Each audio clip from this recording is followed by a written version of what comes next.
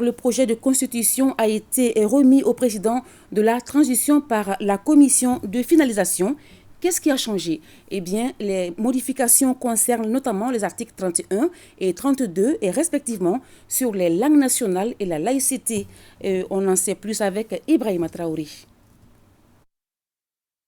Projet de constitution de la République du Mali, les 72 membres de la commission de finalisation représentant toutes les composantes de la société ont travaillé pendant 15 jours.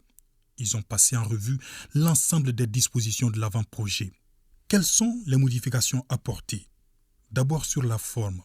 L'architecture d'ensemble du texte n'a pas changé. L'on note 191 articles contre 195 dans l'avant-projet. Sur le fond, de nombreux amendements sont faits. Les articles 31 et 32 qui traitent des langues et de la laïcité ont été réécrits. Sur les langues, le nouvel article 31 dit ceci. Les langues nationales sont les langues officielles du Mali. Une loi organique détermine les conditions et les modalités de leur emploi. Le français est la langue de travail. L'État peut adopter toute autre langue comme langue de travail. Sur la laïcité, la nouvelle formulation de l'article 32 est la suivante. La laïcité ne s'oppose pas à la religion et aux croyances. Elle a pour objectif de promouvoir et conforter le vivre ensemble fondé sur la tolérance, le dialogue et la compréhension mutuelle. L'État garantit le respect de toutes les religions, des croyances, la liberté de conscience et le libre exercice des cultes dans le respect de la loi.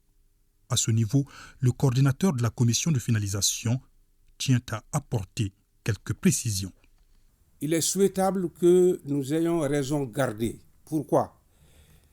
Après l'apparition de l'avant-projet, on a eu le sentiment que les gens découvraient que c'est la première fois que la laïcité était introduite dans la constitution de notre pays.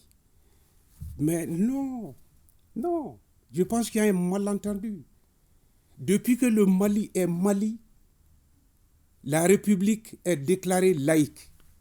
Depuis que le Mali est Mali, c'est une République laïque. En ce qui concerne les institutions de la République, le nom retenu pour la seconde chambre du Parlement est le Sénat, au lieu de Haut Conseil de la Nation. Le Parlement comprend donc l'Assemblée nationale avec des députés et le Sénat avec des sénateurs.